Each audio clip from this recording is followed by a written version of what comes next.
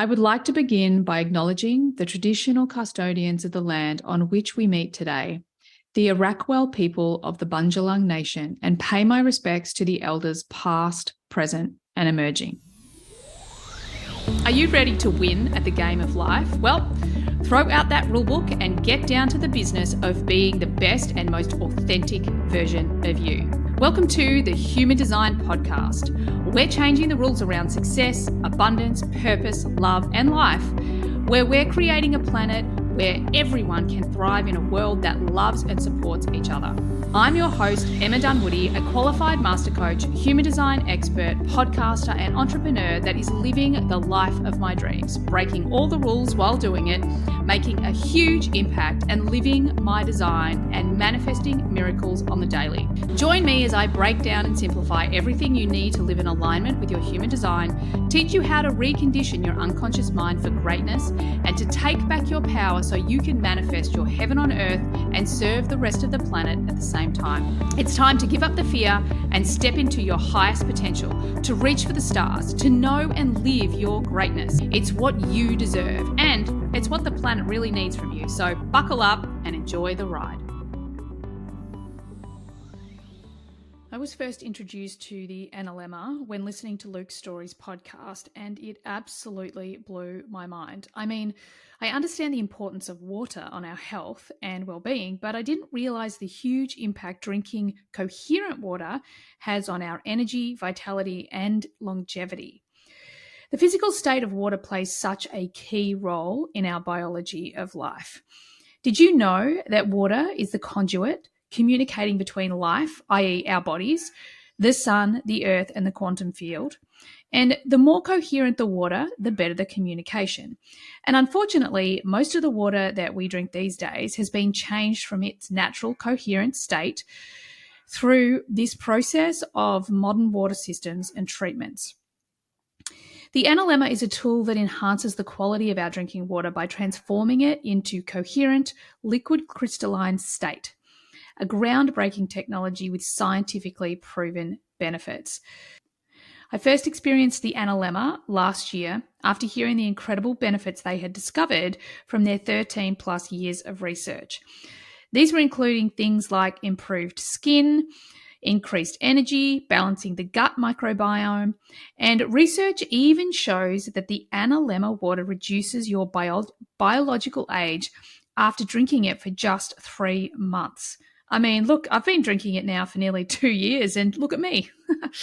But seriously, I take this little device, the Analemma, everywhere I go because it makes water or any liquid I'm drinking coherent so my body can get the most goodness out of it, and honestly, so it can also detox all the not so great stuff in the water that I'm drinking more easily.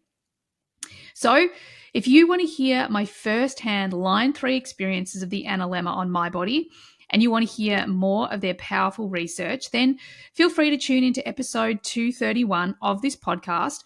Otherwise, if you're just ready to go out and grab one, follow the links in the show notes and make sure you use my unique code when at the checkout. Enjoy. On today's episode, I get to talk to the incredible Astro Twins. Ophira and Tali are among the most sought-after astrologers and intuitive advisors of our times. As the long-time resident astrologers for Elle magazine and the authors of over 20 books, they are the advisors to a roster of CEOs, celebrities, global leaders, and successful entrepreneurs, including Beyonce, Dua Lipa, and Emma Roberts. These two humans were so incredible to talk to, and honestly, I feel like I've made lifelong friends. They introduce their new book, which is out in August 2024. It's the Astrology Advantage, and it's an introduction to their revolutionary I Am system, which simplifies the birth chart into 3 archetypes: innovator, authority, and maven. And I was a something maven. We talk all about it on the episode. But the whole point is that these two humans are the real deal. They are the OG astrologers. So many people have been inspired by their work, and this conversation is just so good because we get to geek out on human design and astrology, and I so look forward to you enjoying this interview. Hey, and welcome to today's episode. Well, someone's dog is pretty pumped about this episode, and got to be honest, so am I. I'm really excited about our guests today, Ophira and Tali. Now, those names might be familiar to you, but let me tell you, the Astro Twins, that obviously must be super. You guys have heard that before, right? So I'm super excited to have you guys on the podcast. Welcome. So excited to be here. I am so in love with your journey. Like I was saying, I was listening to you being interviewed on another podcast, and I'm like, oh my God.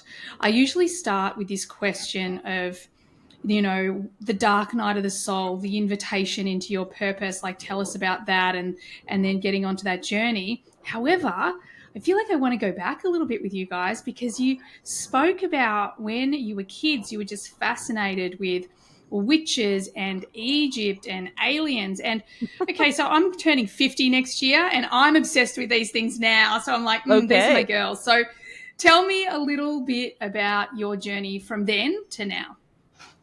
Yeah, God, where do we begin? I guess we grew up in Detroit, but everyone in our family was from a different country. So we're in a house where everyone spoke different languages, different native languages. So, and then we as twins, when we were infants or when we started talking, we had our own language until we were about 3 or 4. So I think that was probably the foundation of being really open to this cosmic language that anyone could learn how to speak. How did the witches start? I don't know. Past lives, obviously, but I think that's absolutely past. Yeah, we used to read books about girls with mystical powers, and the only way to explain that interest might be in our astrological charts. We are Sagittarius, but we have Moon, Mercury, Mars, and Venus in Scorpio. So we have this cosmic proclivity towards the more mystical side of life. And it was kind of, I don't know. I mean, you probably believe in past lives too at this point. And absolutely. Maybe the dark night of the soul began before we got here, when we were like burned at the stake or something. In our last life. Let's just go there already, and just came back to empower women. Exactly. It is funny how the things that you're drawn to as a kid, I feel like, are definitely an indication of, and I'm sure it shows up in human design too, like what you brought in from past lifetimes. So yeah, we're drawn to the mystical and the entrepreneurial too. We're always working and creating little businesses. We had a paper route. We'd made our own books and magazines as kids. I think being twins too, we always had like a creative +1 to do stuff, collaborator, sidekick to try things out with. So yeah. That sounds epic. And I love that about your childhood, because I often tell the story that as a kid, myself and my best friend would play this game where her parents had just built a new house, and before they landscaped the garden, we were out in the garden all the time, like digging through the dirt and finding old tiles and all this sort of stuff. And we actually pretended we were these like aliens. We were people from another planet that had come to Earth to work out what makes humans tick, which is literally what I do. So yeah, mind blowing. Oh, it's so crazy. I mean, I feel like we have that knowing, and it comes out in our playtime as kids for sure. The things we choose to focus on, so. Yeah, and I think I'm just a little bit jealous of you two having each other, like just hearing you two talk on other interviews, like having that, like you said, that +1 all the time, like that buddy to sort of like bounce off. I always wanted a brother, but a twin sounds like it was epic. Yeah. Really? Yeah. We don't know anything but our poor little sister, Leora, had to be a party of one, but she has a bold enough personality to be like 4 of us. So thank goodness for that. I love it. So, one of the things that fascinates me about you guys, obviously astrology, and I really want to get into astrology because even though human design is, clearly one of my passions, I've never really been able to. I don't know. It's like almost grasping at smoke. Like I can't quite put my finger on it. Like I can't quite. Um, it's almost like I haven't been able to learn the language. So I really want to talk a lot of astrology with you guys, so I can maybe finally get my head around it. Yeah. But what also really fascinates me about you two is your entrepreneurial spirit and the way that you have, from the word go, kind of created your own path in business. And a lot of my listeners, we talk a lot about authentic success here. So I'd really love to hear about your entrepreneurial journey, because from afar, it looks and sounds like it's almost like you popped out and just believed in yourselves. Like, okay, well, let's just do this thing that really lights us up. Like it's that pure generator, literally just following what lights you up without all the baggage and conditioning, which I'm sure you had as well. That so many of my listeners and myself at one point kind of wrestle with. Mm-hmm. I mean, honestly, it's a little bit of also the deep desire to never have a boss and have to wake up early that drove the desire. I know that Ophi is also the same, like having to be at a specific place at a specific time is fine unless it's work. For some reason, there's just this like, my morning time is one of my most creative, and I love, it's kind of a spiritual time to just commune and download ideas. And when I had to get dressed and try to figure out what to wear and go live in the 3D world and perform, I would just almost sabotage myself and find ways to change my outfit 5,000 times and miss the subway. And, it was just, Oh, God, yeah. I think it's like there's as much a drive for freedom involved as there is to be creative and put something out there that's original and different and new. So, And I think our dad was an immigrant and didn't speak English when he came over, so he learned it from Sesame Street and night school, watching with us. I love that. I know, he came 3 weeks before we were born. He came, and our mom had come a little before to Detroit because she's I'm having twins. I need help from my parents, but so he had to work, even though he had like just one credit or a few credits away from getting his master's degree. Because he didn't speak the language, he had to pause that and work a couple of really hard jobs where, he wasn't valued. And he was always very hardworking. He grew up on a kibbutz, a communal farm in Israel. So he took a side job landscaping and then worked in this electronic shipping warehouse. And when he was fired, I guess they downsized or something, the warehouse, when we were teens, he immediately snapped into action, went to all of his side hustle landscaping customers and said, hey, I'm starting a business full time. And for 25 years, that's just what he did. They all hired him, and he was, the landscaper of the Metro Detroit. So, but we worked with him as his assistants. And one of the things he said I don't know if Tali was there, but he said to me is never work for anyone in your life if you can help it. Because being your own boss is the definition of freedom. He's like, you'll always be free if you work for yourself. So I was like, okay, never work for anyone. Okay, noted. You nailed it. Absolutely nailed it. Yeah. So I was like, okay, I love that. Yeah. So that was the start of it. And everyone in our family is very imaginative, creative, and they just, I think they just never told us we couldn't do things. They never told us not to. If we came up with an idea, they never said, oh, well, maybe you shouldn't. They were just like, okay, cool. Let's see what you come up with there. So great. You're building a spaceship or whatever today. So yeah, I love it.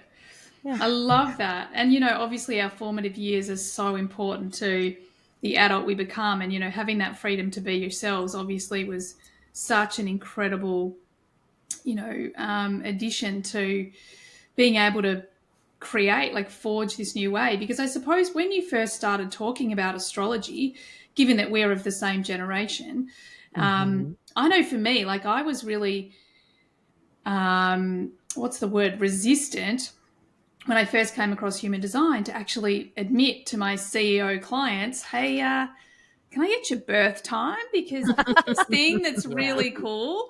And, you know, this was what, you know, maybe 8 years ago, 9 years ago. So what was it like actually? Because you went mainstream early with astrology. So tell us a little bit about that.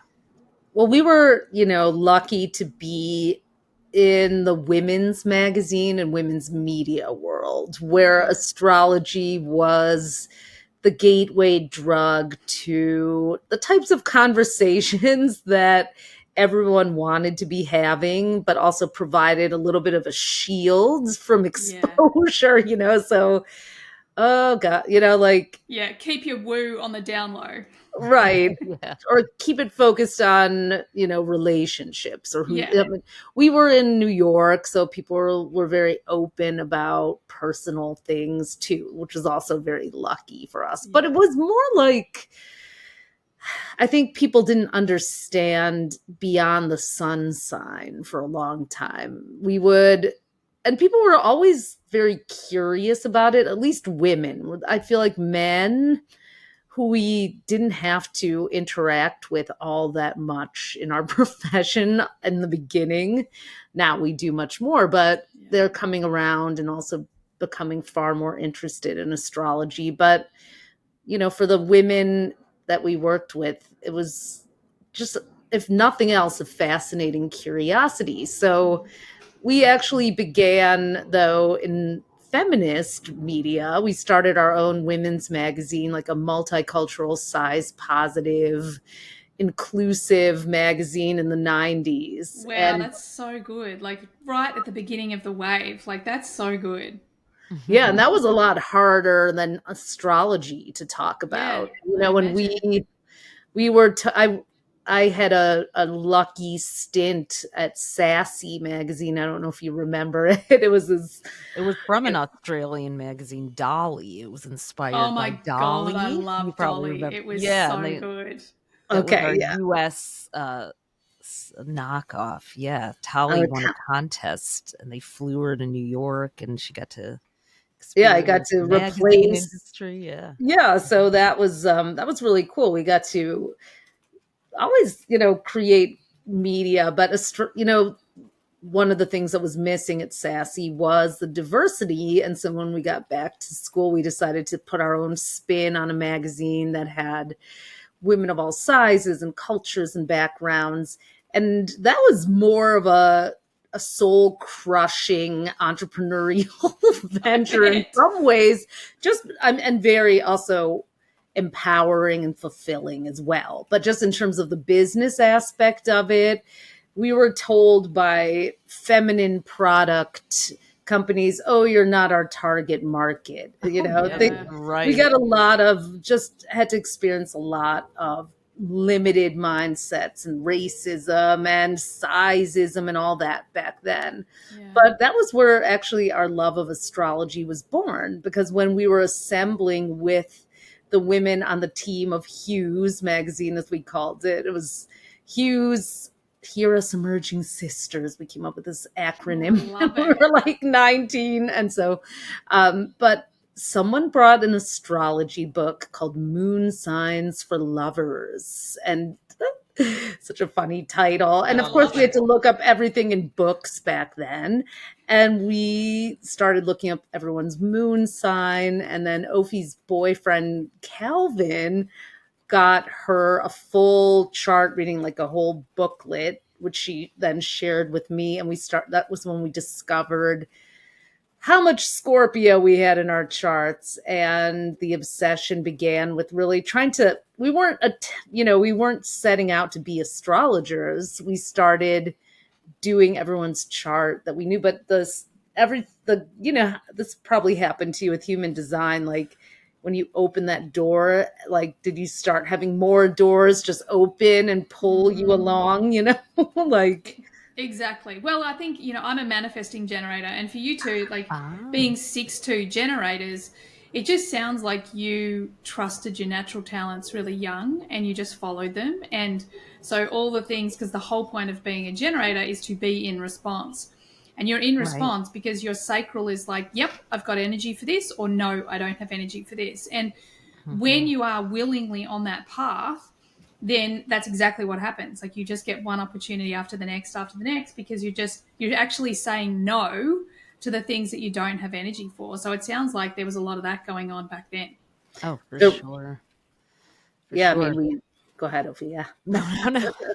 When And we don't say no to things is when we hit our business walls a lot of times, when we're like, Yeah. oh, let's just, sometimes the FOMO will kick in and it's not right to try. I mean, we've definitely had ups and downs over the years of being in business because of not understanding that aspect of being a not generator. trusting the sacral authority too. And it's like, ooh, it doesn't feel right in the gut. So Yeah. yeah, like we do try to tune in what we do know about human design. Probably the way you feel about the astrology chart is how we feel Yeah. about human design. Like I get it, but then I get stopped at a certain point. Like what is going on here in this picture? Yeah.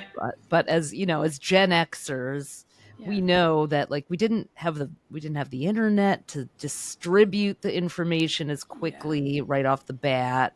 And so it was fringy and Mm. weird to people. They were still interested, but it was like you had to work so hard to explain every part of astrology Yeah. and the chart. You probably did too until it started to catch on more, like Yeah. for better or worse. Yeah, and I love that. And you're absolutely right. I think it's that piece of, and I'm sure you had the same with astrology. The thing for me is I stopped anyone who was like, I would share human design with it, and in that moment they were kind of like, then I just move on because most of the time you'd get, oh my god, that resonates. Oh my god, like the thing I probably hear the most is, wow, you've just given me permission to be me. So I just Mhm. learnt very early on in my human design journey that, if someone says, oh, can I buy a reading for my husband? Oh God, No. no. Like no, because unless they're invested, it's just a complete waste of energy. But Oh my I God, do love yeah. that resonant piece. That's the big driver for me. And I always say to everyone, like, don't take my word for it. Go and run your experiment, and if it works, if it resonates, if you get the results you want, fantastic. If it doesn't, then just move on because otherwise, it's a lot of complicated stuff. Right. But I also love about your chart, you guys, yes, you're sacral authority, but you also have an incredibly lit up spleen. And Mm. Oh yeah. what that means is like the spleen is the house of well-being, but it's also the house of instinct and intuition. And you actually have the Mm. gate of intuition in two channels. Oh. And it's incredibly, because one of the channels is with the 34. So the 57 is the gate of intuition. The Huh. 34 is the power of the great. It's the most powerful gate in the design. So your Really? intuition is incredibly powerful. Does that resonate with you guys? Sure. I would think Yeah. so. Why Yes. not? Yes. So the Uh, gates are the ones that, where there's like a connection filled in, right? And that's so when you that's a know, channel. When it goes oh, the that's a whole channel. way, that's a A channel. gate's a All the little gate, right? numbers that you see on your chart, that's a gate. And each gate has a specific theme. And I really want to get to the topic of purpose because the way I teach, one of the frameworks I teach purpose through, you actually touched on the podcast I was listening to. So I kind of want to go in and Oh hear it wow. from your perspective. But before we do, can we just talk? I know, do you guys have you guys got my details, didn't We you? Yes. do. Yeah. Yes. Can we talk a little bit about my, obviously my sun sign, but my rising sign and Mm-hmm. my moon? Like, why are these important to me? Absolutely. And let me grab Well, that. the chart, what you're looking at when you look at an astrological chart is basically a snapshot of the sky at your exact moment of birth. So it looks like a pizza divided into 12, right? So in the middle of that pizza, imagine you taking your very first breath and looking up at the sky, right? And so all the planets are in their orbit, but it's as if they're orbiting around us. Oh my God, that's beautiful. So the sun, will be in one place. The moon will be another. So think about it as like this circle. If you were to look up this panoramic circle, we divide that into 12 in astrology, and each zodiac sign owns 30% of that circle. So when you were born, the sun was connecting with the Pisces part of the sky, and your moon was completely opposite. You were born under a full moon in the Virgo part of the sky. Whenever the sun and moon are opposite, it's a full moon phase. Yeah. So each planet is like a cast in the movie of your life. The astrology chart is the movie of your life. The sun is the main character. The moon is the best supporting castmate. Mercury is the communicator. Venus is the romantic lead. That's how we look at it. So it's a lot like you have this whole chorus, this whole cast that's here that makes up who you are.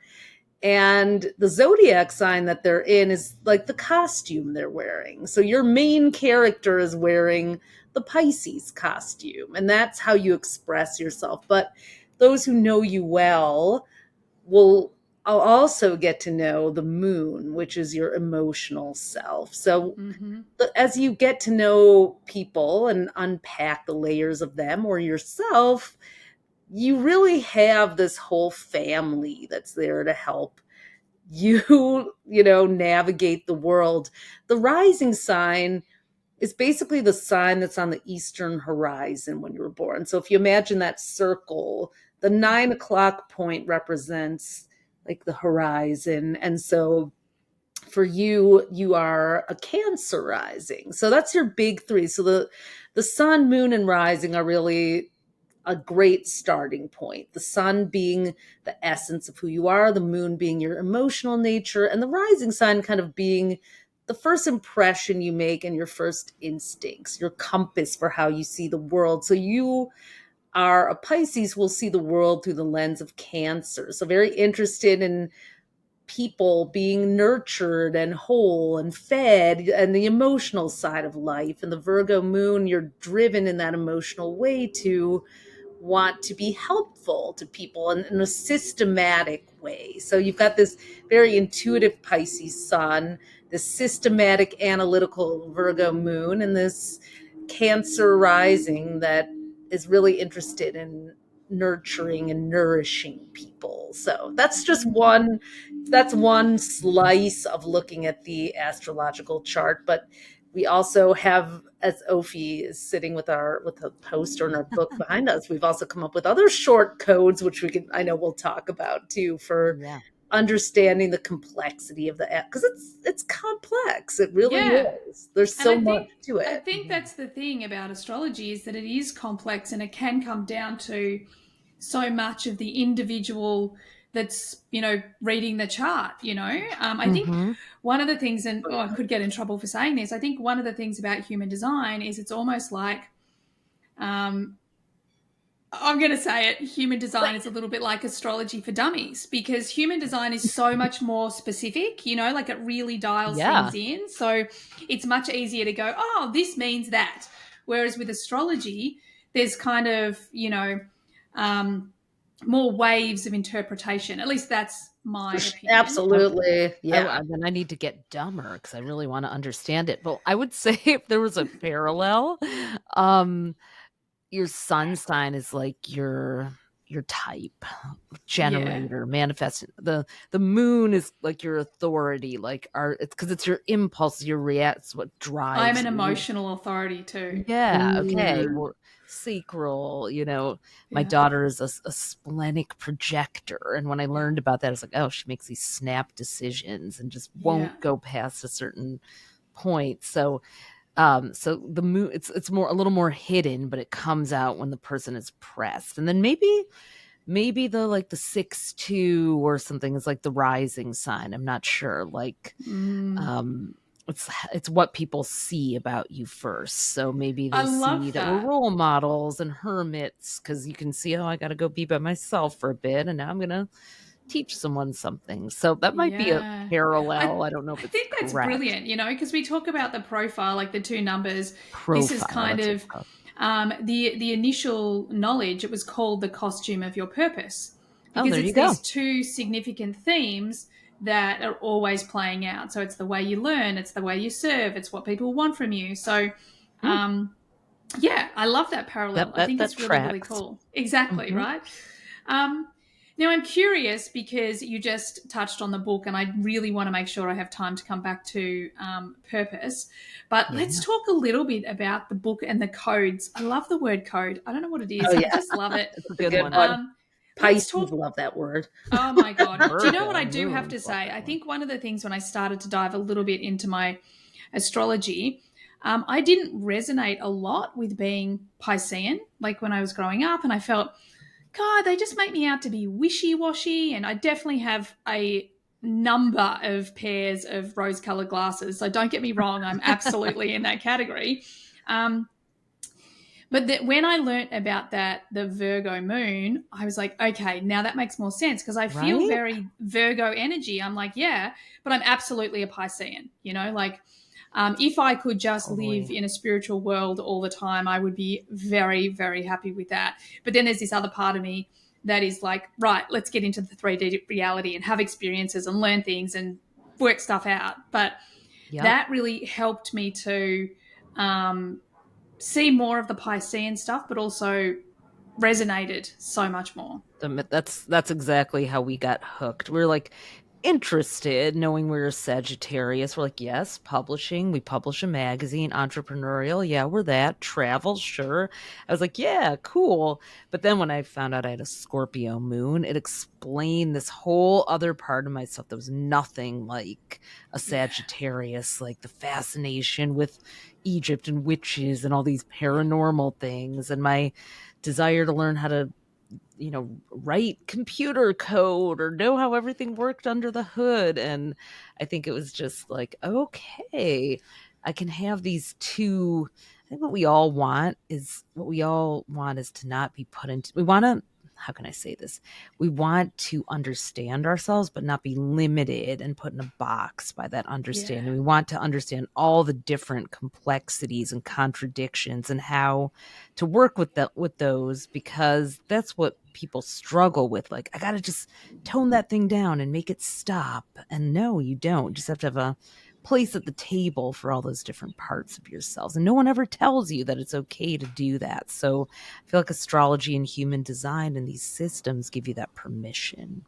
Oh my God. So beautifully said. And I so agree. Like, one of the things I'll often bang on about is, human design isn't another dogma. Let's not do that. Let's just Right. help Mm-mm. it to access our authentic truth. I will refer to it as it's a treasure map to the treasure that lies within you. But it's about you. It's not about the map. Um, Exactly. Nice. so I love that. So let's talk about these Yeah. codes. Tell me a bit about the book. Tell me a bit about the codes, and then we'll Okay. have to get on Yeah. to purpose. I really want to talk about that too. Yes. Oh, please, Purpose is, yes. of course, the key to all of it. So, over the years, we've worked with entrepreneurs and people who just wanted to live happier, more fulfilled, purpose driven lives.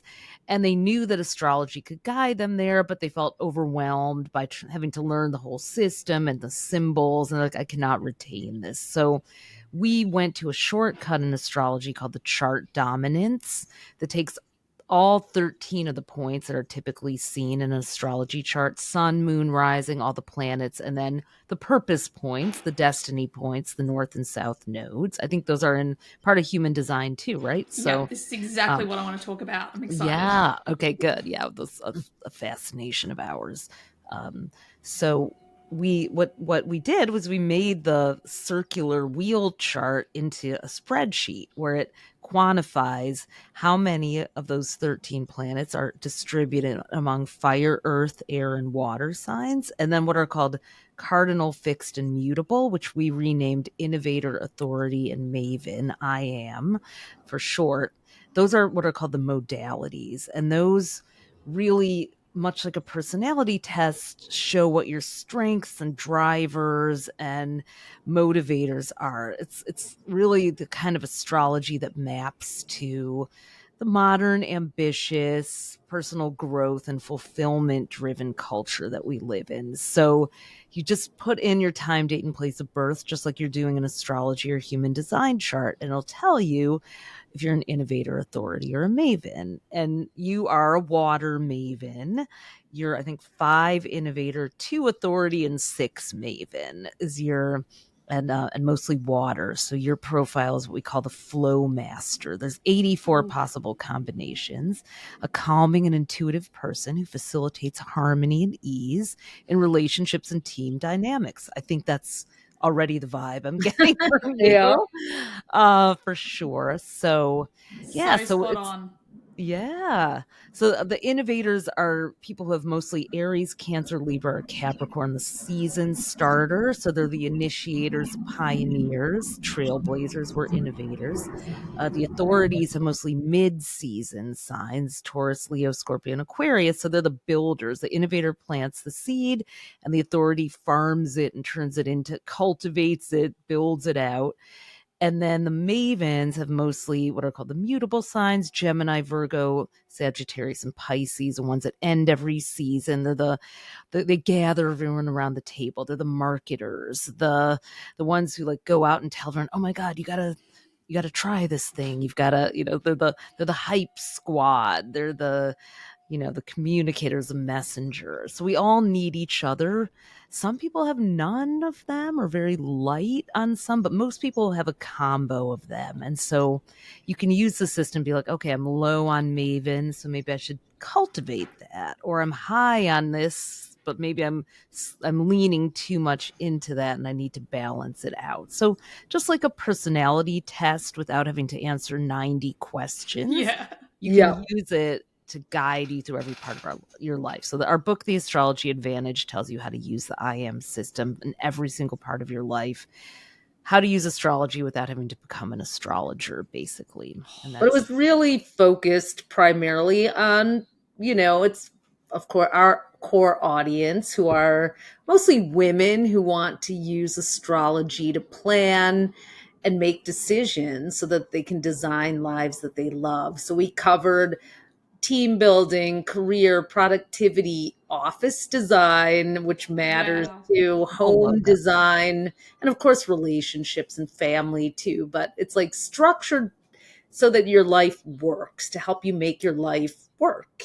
Oh my God, I love that. And we will make sure that all the links are in the show notes, people, because we will all be ordering the book. It sounds freaking epic. That is so cool. Now, I want to dive a little bit into this purpose piece. I feel like we've kind of started with the book. And I'm so curious. You know what? The other thing that I'm really, if we have time, I want to come around to is relationships, given that I am in this transitional phase in my life, coming out of one relationship. And I do want to, find another life partner. I'm that kind of human.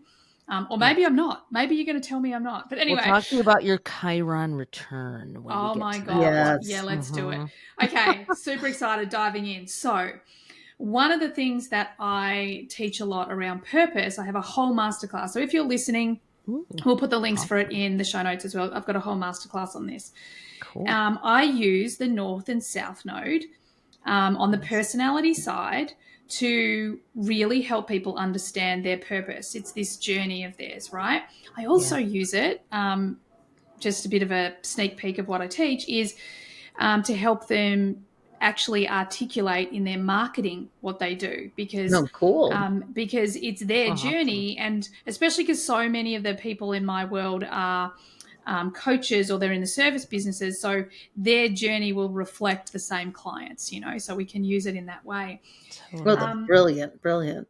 Yeah, so I just wanted to have a quick look at yours. So your South node in human design, you've got the 53 line 3. Now the 53 is all about new beginnings. And the crazy cool thing is, I was just talking to a friend of mine today because she made a decision, and I'm like, that reminds me of the 53. And it talks about in the shadow that even though this energy is all about new beginnings, it's like when we are at the beginning, we must choose whether we're coming, or we must be aware whether we're coming from love or fear. Because if you imagine yourself as an archer, someone with a bow and arrow, and you're pointing your arrow towards the mark, whatever it is that you want to hit, if you start this new thing, whatever it is, with a bent arrow or from fear, it's never going to hit the target. But if you shoot from a straight arrow from love, then you're going to hit the target. So like this journey for you really started in new beginnings and understanding the power of expansion. And now I'm kind of leaning into the gene keys, expansion and super abundance. And that's kind of, as you guys know, that's what you came in with. It's the thing that feels like it's super easy. And then your north node is the gate of ambition. And this is all about, and these are two very powerful gates. And wow. They are what we call programming partners because they sit at the opposite side of the mandala. So they look like a paradoxical pair, but in fact, they work beautifully together. They only bump into each other when both the fear expressions are happening, or the shadows in the gene keys. So then you have the 54, which is the gate of ambition. And the shadowy side is like greedy and getting and all of those things. But the expansion side, or the bigger side of it, is all about meaning. It's like, wow, when I have this great meaning and, I lean into that, oh my goodness, like my ambition can take the world with me. I can have a really big impact. And it's in the line free. So it's all about experimentation. It's all about experience. It's all about trial and error. Does that resonate with you guys? Ain't that the truth? Yeah. Whenever I spend too much time around people who are in kind of the traditional money mindset, I'm like, I need to learn, but it never fully works. It's with like coming from that place of like, I must have all this set aside and do this the way, and this is this, it's like there has to be room for experimentation and a sense of that purpose. Like when we're coming from that higher place, that's always when opportunities start to flood in. Yeah. And it's really a big interesting. For you too. Go ahead. Yeah, it's really interesting to hear how it's positioned in human design on the mandala, which I only recently learned about that even exists. So I'm super curious about that now. But on the zodiac wheel, the north and south nodes are always in opposite signs and houses. So we look at it from that point of view, and look at the journey from the south node to the north node to find a kind of integrated balance point. So we're, Cancer to Capricorn. It's interesting to hear how it's called. What was the south node that you said? What was it called? For you is it's the gate of new beginnings. New beginnings. Interesting. But it is all about this beautiful.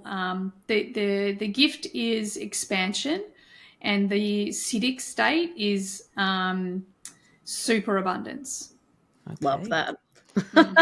Love so that. Much more empowering than what you read about a Cancer south node, which can be fearful though and clinging to the past. But the Capricorn north node definitely fits with the ambition and expansion. So I love it.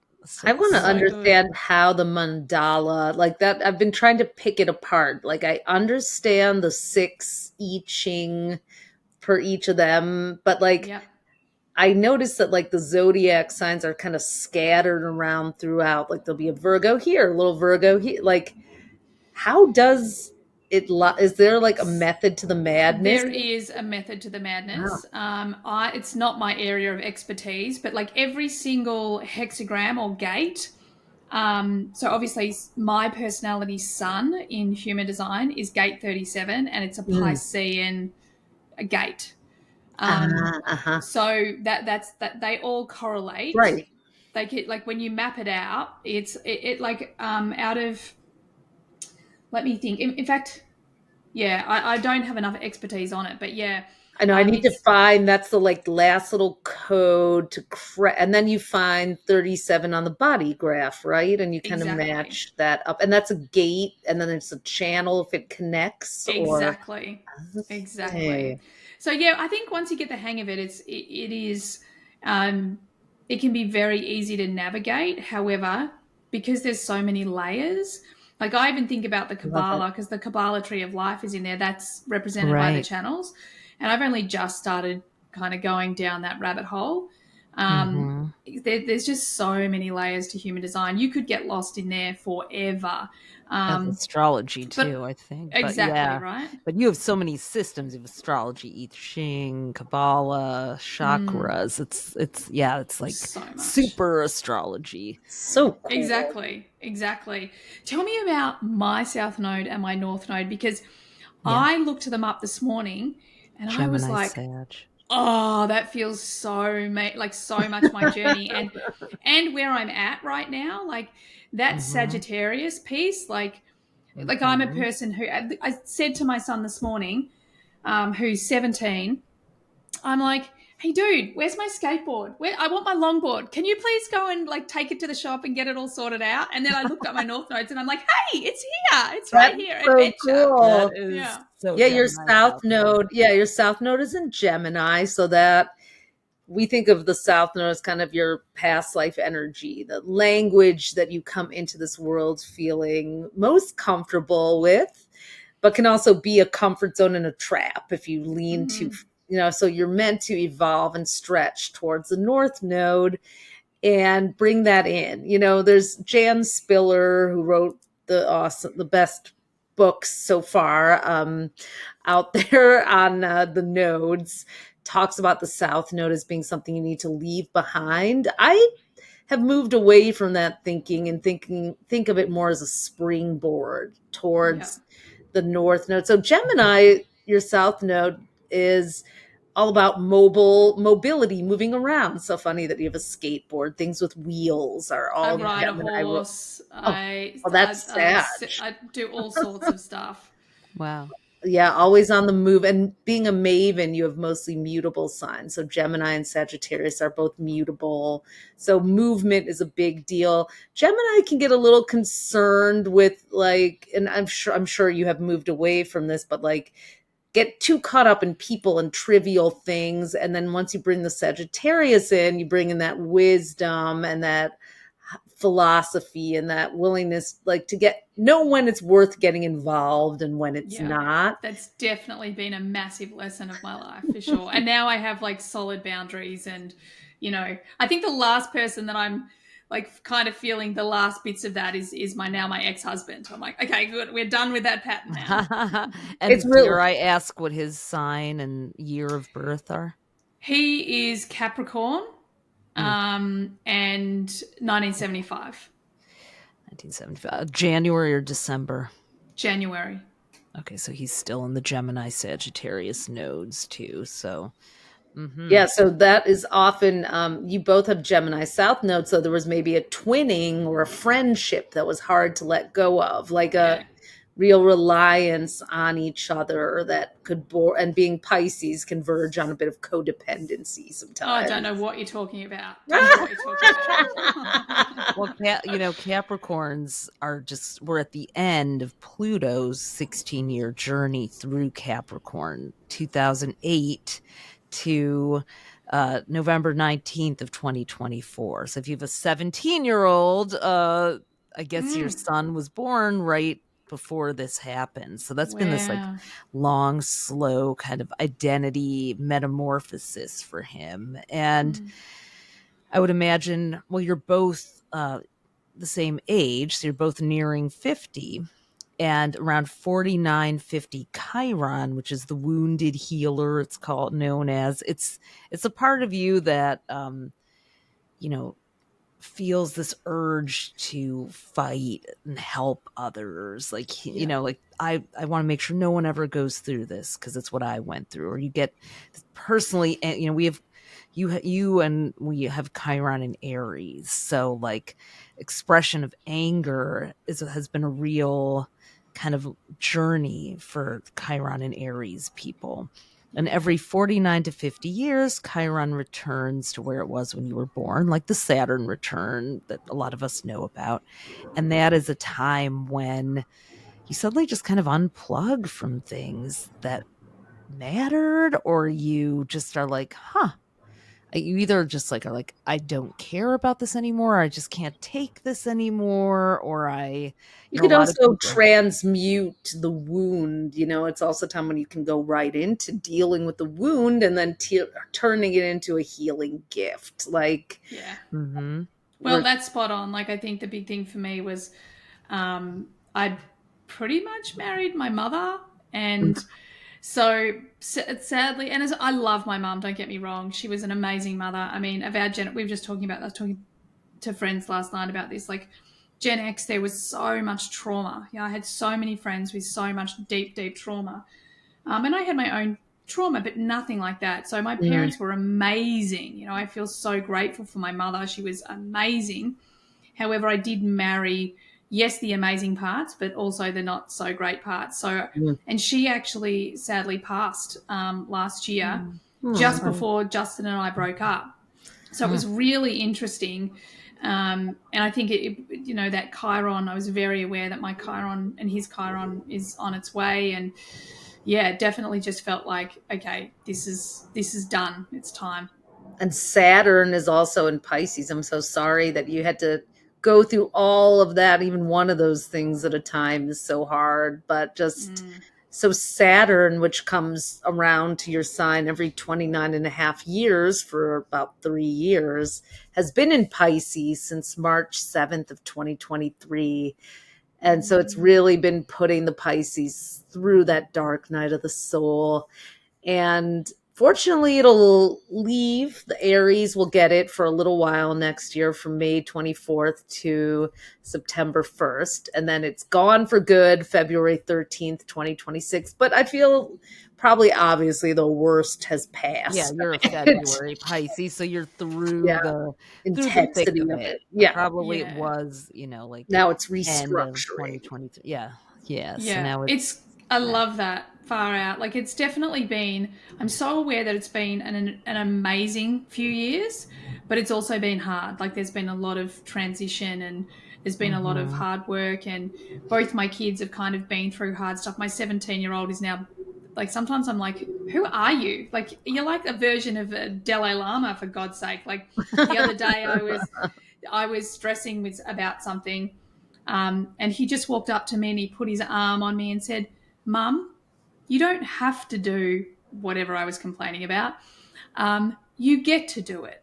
And I was like, whoa, kid, who are you? You're so epic. Whoa. What sign is he?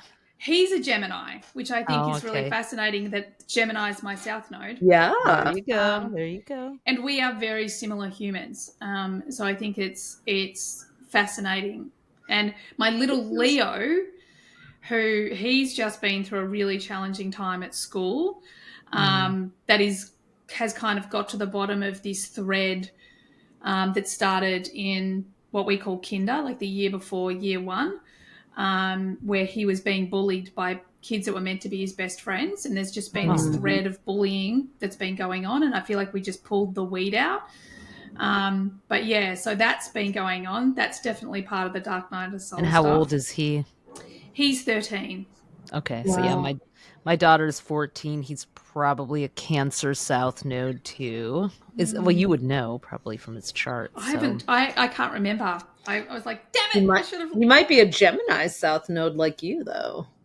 If he's a Cancer or Gemini, yeah. Gemini would make sense. Yeah. Because emotion, like, that's the thing that he like, that's one of the things that we're working on, is like getting him just to talk about things and to allow himself to cry and all that sort of stuff. Like, he's trying to keep it, mind you, it's that whole, like, he's so sensitive, but he's got the tough out of the shell. So maybe it is the Cancer. Could be Cancer, because I see, of course, always observing the boys that I've known since they were really little. Because Cancer is the, stereotypical feminine, and Capricorn stereotypical masculine. So the boys, there's a lot of gender role stuff with the Cancer Capricorn girls and boys, and exploring of not necessarily like changing it, but just like, well, exaggerating the stereotypical masculinity and that kind of thing. So, and he definitely, and that's definitely him versus his brother. His brother, like his brother doesn't feel like he has to act a certain way because he's a boy. Like he doesn't have any of that, if he's 17, he's probably like a Virgo South Node, Libra or Virgo. Yeah. My dad was a Libra. I wonder if he, because there's a lot of commonalities between the two of them as well. So, oh my God, I'm addicted to you two. Can I just keep you forever? I'm holding myself if back he's a Leo born in 2011, then he would actually have a Gemini South Node. So, yeah. And again, that does make sense because he's definitely got that double-sided personality. So you're from the same soul group as him then. Yeah. Which is really and so is his cool. brother, because his brother's a Gemini. So there you go. Right. It's in your family. Okay. Yeah. And does that mean, so my ex-husband has the Gemini South Node as well. So all four of us have it. Wow. Probably not your 17-year-old would not. But he is a Gemini. He is a Gemini, so he's kind of the glue for all of you in some ways, or the mirror for the shadow work that maybe you have to do sometimes. Yeah. Ouch. Yes, Mum, you get to do this, not you. Yeah, dude. Love that. Yes. Love a Gemini reframe. There's nothing like it. Yeah. It's so good. It's so good. So did I miss it? Did you say what my Chiron was and what I could be expecting? Aries. Ooh. Yep. Aries. So like lessons around autonomy, self-sovereignty, expressing anger, going first, stepping into your personal power. When we went through our exact Chiron return, we worked on a TV show, Cosmic Love. And it was supposed to be an on-camera gig, but they decided to make a CGI crystal ball and have us, just be the voice of it. And it was a real moment of kind of invisibility in some ways but we had to choose. Like, I think there was a part of me that, if I'm looking at it on a more like spiritual level, like, well, I wasn't ready, or I had a fear of being exposed. And after that, I made a decision. Part of the Chiron return was like of deep self-acceptance and to step into visibility. It doesn't matter if whatever, my hair isn't perfect, my nail polish is chipped, I'm not I'm a real person. I'm just gonna, it's It's time for visibility because we're all here for a reason. So, yeah. Oh, my God. That's so good. And I think I'm just desperately like looking at your chart as you're speaking. And there's actually, you've actually got the gate 18, which it's called the gate of correction. And it can get stuck in perfection. Like it's this beautiful energy that lots of, let's say, coaches have, or people who want to, because the whole object of the game for the 18 is what is the small step that we can make, the small correction that we can make to get closer to joy. But it's actually a projected gate. So often you can see the corrections, but if you just run in and tell everyone, do this, do this, do this, do this, they're like, whoa, whoa, whoa, whoa, back up. Oh. So if people then ask you, what do you think about this, or what would you do, then they really receive those corrections a lot better. But being a generator, like, or both of you being generators, as long as you're responding to that, then people want to see that. But there is this shadow in there. And even the 5710 carries a bit of self-judgment and criticism in its shadow. Oh, God. But the 5710 or the 3410 is really all about being uniquely you, and from a self-empowered place. And when you do that, it's like people fall into line for you guys. Like they will fall into line with your behavior. And being a role model, the line sits in your profile. Yeah, I love it. Yeah, being a line 6 in the profile, like that's what you're here to do, is to learn to lead yourselves first, experiment with life, take all this wisdom from the line 1s, the 2s, the 3s, the 4s, the 5s, take it all on, and then go, yeah, well, we've got all this. But what about the future? And start to revision this future, because the 6s are very much about being able to see a new world. Does that resonate? Yeah, it does. Do you Oh, God, remain a 6? Like, do you shift into your second number at some point, or do you kind of No. no? So, well, it's different. There's an exception, being a line 6. So the 6-2 is a theme that you're going to be the role model hermit. The 2 is called the hermit, but I call it the gifted child. So the line 2 is the naturally talented. And when you follow what you're naturally good at, then it's easy. Like, really, For you the have to learn two. to follow what's easy. Yeah. That's We all. were That's in the why we gifted love. program as kids. Yeah, and that's why I love astrology so much, because it's like about helping people find that their Exactly. gifts.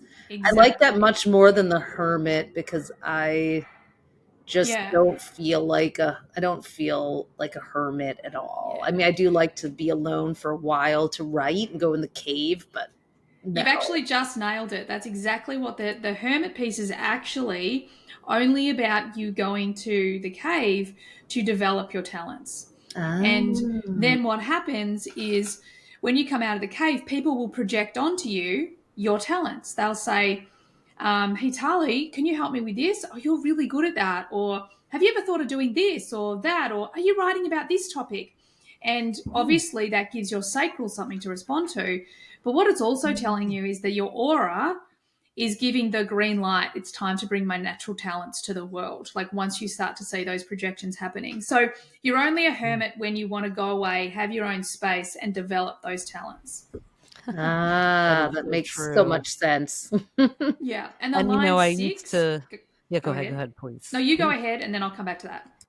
Oh, I was just going to say that I used to joke, but really actually mean it, that I like giving people advice, but astrology is the only way that they actually ask, they want it. They're like, more, more. So that's what I also really love about it. I think it's just, it's a vehicle to get to give advice to people or share whatever I know, or my intuition is telling me, where they're like, okay, tell me more, instead of like, get out of my business, I didn't ask. Yeah, it's so true. And I think as human beings, we're so driven. We want to understand ourselves. We want to know, like you said, like, look under the hood, and understand how everything works. And you guys have got a lot of that sort of energy in your charts as well. You've actually got the gate 16 in your personality earth. And the personality earth is, yes, it's grounding, and all of those things, but it's also about, it's the thing that drives you to do your work in the world. And the gate 16 is the gate of mastery. And it's called the gate of enthusiasm. Like, I've actually got the gate 16 in a very prominent place too. And like, I sometimes worry that I'm too much, because I'm such an excited, eager human, especially when learning. And that mastery piece is someone that wants to learn a lot of things, and it's an energy that'll put a lot of time in to repeat, and master something. And then it moves into true mastery when they make it their own. So it's what you guys have done with astrology, Cool. where you've done That's like awesome. years of learning it someone else's way, and learning the rules and the structures and how it has to be, until you get to true mastery, where you go, okay, now we're just going to make it our own. And that's the driving Wow, that's so force for you cool. guys. Does That that really resonate? is. It really does Totally, resonate completely. Yeah, I love it. And I'll come back to the line 6, because you asked a really cool question. With the line 6, what we call you guys, we call you triphasic. So what that means is that up until 30, you're actually operating as a line 3. So you're operating in trial and error. So everything's about Oh, really? experience No, and what you learn through trial and error. so Then, true. yeah, right. And I'm a line 3, and I get to keep it my entire life. And I'm like, seriously? the experiment. Then 30 to 50 is when you're taking all of those experiences, and like a teenager, or like kind of like a teenager, you're testing everything. Does this still work? Does this still is this true? What do I throw out? What do I bring in? What do I add? And then from 50, that's when you really step into the role model wisdom. Although it's there's kind of like a layer of it wherever you go. You can't help yourself. You tend to be people, especially as kids, you feel like you're kind of wise, come in very wise. But after 50, after your Chiron return, this is when the 6 really comes into its power. This is when it becomes the role model, and people just can't get enough of you. Like, people just want your wisdom. They want to see the potential. They want to see the vision of the future through your eyes, and they want to learn through your journey. So yeah, it's a really great time for you guys. It's been really interesting the last few years, like before years, like leading up to 50. We turned 50 in 2022 at the end of the year. But it was like astrology kind of exploded into the, mass culture with, apps bringing it on. And I think just people wanting answers after Trump got elected and the pandemic and all these, curveballs came into life as we know it in the world. And that was an interesting, like, moment, because it was like, okay, what do we do here? But now I think people probably, just like with human design, they know just enough to want to know more, and now, like, over the last year or so, we did actually develop a course that we're going to teach again in January called Become Your Own Astrologer, where we use that whole movie metaphor of the planets being the cast in the movie of your life. And then we publish the Astrology Advantage. So it is so true that we are it was like, well, you'll love this. Right after our 51st birthday, this year we've been the first astrologers to speak at the Milken Global Conference and the Fast Company Innovation Festival, which is not where you usually would see an astrologer. And I've got goosebumps. So I was like, okay, we're in the role, because I had read somewhere about what did you call it? Triphasic, yeah. Yeah. So it's like up to the Saturn return, you're kind of stumbling around doing all kinds of stuff, right? Then you're learning from Saturn to Chiron return, which is so true. We literally we got our first astrology column and book deal at 29. We finished our book on our 30th birthday, and that launched our career, mainstream astrology. But yeah, it was still a long road, and all the things Tali said at the very end of that middle phase were like, oh my God, apps and everybody's an astrologer all of a sudden. Like, we're just gonna kind of sit back and just let this play out. And then at 50 it kind of did. So I've got goosebumps because, like, one thing I'm always saying with my community is, like, you just can't make this shit up. Like, this is the point. Like, it's the external, like, and like, just the perfection that the two of you that are leaders in the astrological world, or in the astrology world, I should say, that your line 6s, that the boom of astrology and human design would happen right at your Chiron return as you mature into the role model. Like, there is definitely someone that is just moving us like puppets, right? I know. It's like the alien friends used to play with in the sandbox are orchestrating all this. It's interesting that you said too about us kind of doing it our way, because we haven't really, like, hit, like, the astrology conference world. It doesn't always gel for us. Like, something always, like, we don't wind up being pulled towards that or even asked to be part of it. And, yet projectors. And that's okay, that's fine. And we have many friends who are and who do and who we greatly respect there. But it's like our path has taken us kind of away from that towards people who might not even have access to that, but just want to know about themselves. And that, Yeah. we don't like the gatekeeping of Yep. anything like astrology. Not saying that the conferences are gatekeeping, but it's behind a wall. And I feel like it should be out there for everyone too, to understand, Yeah. Oh my God, I love that. And it's interesting because that's my mission. My mission is to take human design mainstream, to take it out of these, this group of people that sit around and geek off on it. Like, it's great, but like I want it to go mainstream. I want it to be really accessible to everyone else. I mean, my background, I'm a behavioral coach. I use a lot of profiling tools, like that's what I've done. And then when human design is like that key that unlocks so much. And for me, everyone needs it. So I feel like you guys are really similar. Like you're just mainstream. Totally. You're in that place where your bridges in human design, what we call the new paradigm. So yeah. Now I've already run over.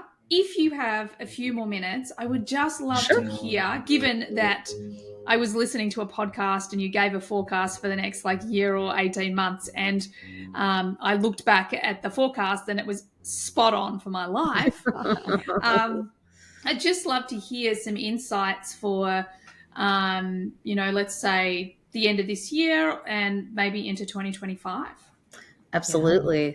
Well, the year is going to be wrapping up with a really interesting retrograde of Mars, the, kind of the fiery, combative, authoritarian, not really authoritarian, more of a,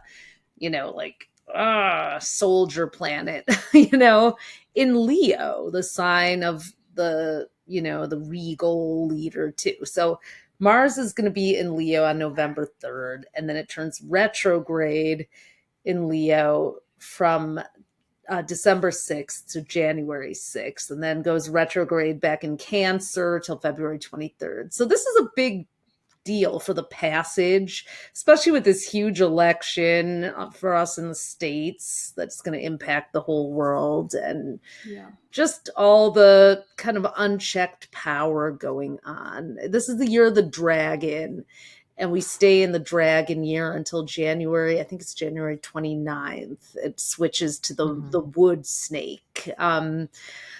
And just dragon energy is actually associated with Aries. So Mars too. So war, power, fight has been a big thing all year.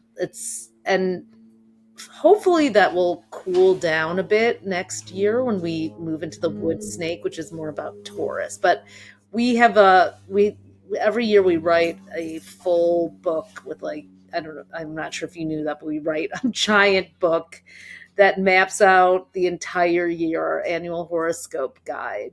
And we have a theme. This year we called the year of the transcendent leader, which is because leaders have come up from out of nowhere too, as well. Next year's theme is, we're calling it, and this is the first podcast that we're going to actually say this on. It's called the Year of the Divine Pendulum. That's what we're calling it, because 3 outer planets, Saturn, Neptune, and Uranus, are actually doing a pendulum swing into a sign, the next sign, and then back to the sign they've been in for Saturn for the last 2.5 years, Neptune since 2011, Uranus since 2018. So they kind of tease this new phase that's coming in 2026 and then go back. And so it's almost like we're going to have this realm shift that gives us a sneak peek of this much more innovative yang, progress driven, sort of no BS way of life. And then it goes back into this murky, resistant energy. So it is a little bit of a mind fuck. Excuse me. Am I allowed to say that on it? Yeah. But the divine part comes in because the North Node is going into Pisces on January 11th and the South Node into Virgo. So while we have all this uncertainty, we're going to have to lean into our spirituality, our creativity, and our healing powers to kind of make sense of the change that's ahead and the instability. So, divine pendulum is swinging. Yep. Do you know what I just have to say is, like, in human design, we talk about the new paradigm that starts in 2027. So Right. you saying that, I'm like, wow, that's spot on. Yeah. It's like us just That's really when putting our it's toe in the new paradigm and then back out again. That's right. right. And that's with the planet. 2027 is about Uranus, right? Uranus. Well, it's when we move from, so we always have an incarnation cross that's kind of governing each era. So we're in the cross of planning at the moment, which actually is my incarnation cross. But we're moving to the cross of the sleeping phoenix.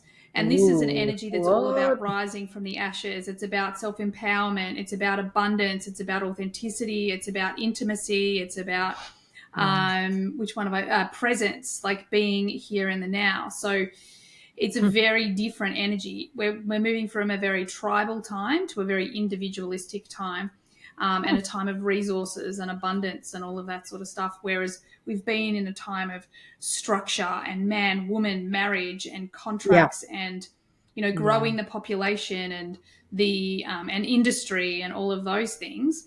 But we're moving more into a more I don't think it's utopian, but it's definitely like a very different, like the age of Aquarius, basically. Yeah, it really Yeah, dovetails exactly. with so Pluto, which is the, you know, evolutionary planet, has been kind of doing its pendulum swing between Capricorn, which is all those industrial, you know, corporate, traditional realms, into Aquarius. It does its first full year of 19 in total through Aquarius next year, starting this November 19th. So we are moving into Aquarius is interesting, and it is as much about individuality as it is about together. It's like the collective. We all get to be right. So that's so cool. Wow. I got to learn more about the incarnation crosses. I'm like, oh my God, I can't wait to learn more from you and check out more of your work. We should just book in time because we need to talk about it. Yeah, and we do. I'm happy to We come. do. Yeah. Absolutely. Would love Does to. human design say anything about 2025 in particular, or is it? Well, so the woman that I trained with, she'll be all over it. Like, she's well and truly into all the planets and what they're all doing, and then how that maps back to the gates. She even looks at like asteroids and all sorts of smaller entities as well. So, and there's plenty of people that do it. I mean, we do the transits report every month, but we're not super skilled at it. We focus; it's a little bit more focusing on marketing and that sort of thing. But it's a different thing. It's like you either go into the personality or the predictions. Both fascinating. I'm just like, I wonder, did they make a body graph for the year? I wonder. Yeah, there's yes, like you can do a body graph if you starting a business. Like you can also do the body graph for your pets. So I know the mammalian design for both my dogs and my horse. Like and so one of the things I'd love to do over time is like learn how to train, right? Because he's a dressage horse. So how is he best trained? Because his design's going to give a good indication of that. Our dogs are both projectors. So bless. That's so cute. That's so cute. I've got one dog's a reflector. Wow. And the other one is, and most mammals are reflectors. So it flips with dogs, cats, horses. Oh, really? Okay. Yeah. It's like, and you know how they say that dogs pick up the personality of their owner? It's because most of them are reflectors. We've got a little long-haired dachshund, and she's a generator, right? And so animals that are generators have lots of energy. Right? They just go, go, go, go, go. And then our reflector dog is a border collie who has loads of energy. So she keeps up with him, which is crazy. But he is, you know, like we're like, he's just off the planet crazy, but he lives in a house of 4 mgs, so the most energy. Wow. So this poor little reflector is just high on life the whole time because of all of our energy. Did you know that we're dachshund people too? We have dachshunds. Yeah. Oh my God. Yep, mine's Alice, after Alice in Wonderland. Oh, babe. I have Lux and she has Magnolia. So, yeah. Oh, that's so cool. Short-haired red, and hers is a Dachshundier who's also part King Charles Cavalier, long-haired, black and tan. Oh, that is so babies. Cute. Oh my God. Well, we need to share photos of them one day. We do. We have human design astrology pet meetup soon. Yeah, let's do that. Absolutely. I really, as much as I want to ask you about relationship stuff, I really must let you go. This has just been fantastic. Thank you so much for spending time talking all things astrology and human design with me. It's just been so good. Thanks for coming. So our pleasure. It's been awesome. So good. Well, thank you everyone for listening along. I trust you got what you needed from today's episode, and I so look forward to having you on the next one. Bye for now. Thanks everyone for being here all the way to the end of the podcast. I hope you got lots of value out of it. I certainly had a lot of fun doing it. Could I please ask that you share this podcast with friends if you found it valuable? And also, bonus points, could you leave a review for me as well on Apple? It would be greatly appreciated. If at any point you would like to be on the podcast, or you've got questions that you'd like me to discuss on the podcast, by all means get on my socials and DM me. Everything you need is there in the show notes. Have an awesome day. Bye for now.